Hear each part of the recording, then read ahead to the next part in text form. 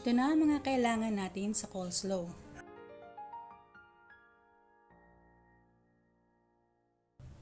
Ibabad natin ang repolyo at carrots sa mainit na tubig ng mga 2 minuto.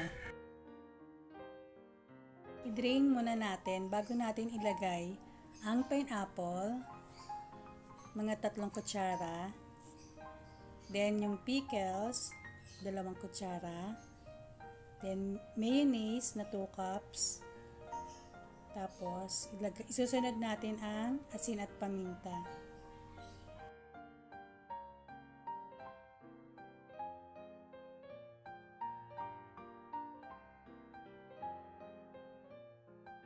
Haluin natin mabuti.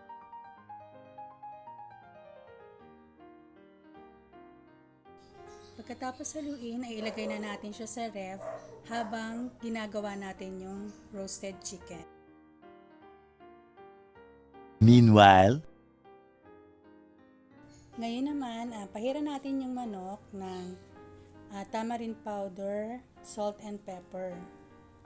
Kailangan lahat mayroon, pati sa loob, para malasa siya.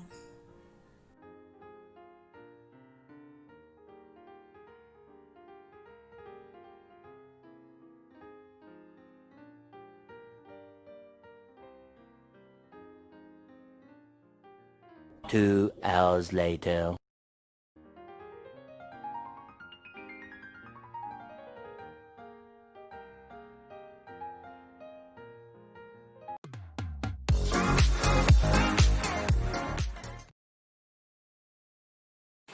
Hi mga anak! Ang gagawin natin ngayon ay Hototay. Request ni Mami Letty, aking #1 fan. Ito ang ating mga sangkap sa Hototay soup.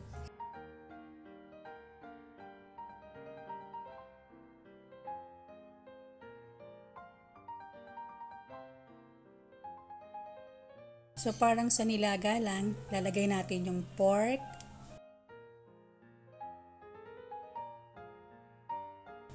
yung onions,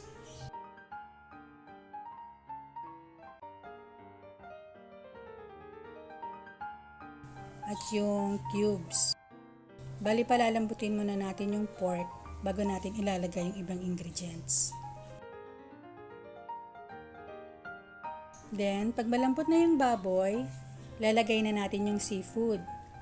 Yung hipon, yung squid balls, crab meat. Pakukulaan natin siguro mga 5 minutes lang.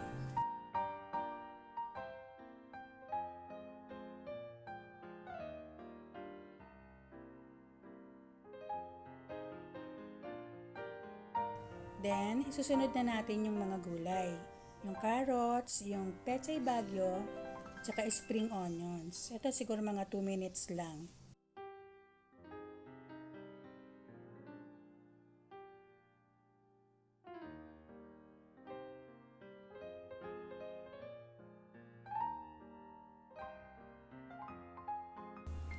Then sa huli, lalagay natin yung itlog. Kailangan isuswirl ng pork para hindi siya magbuo.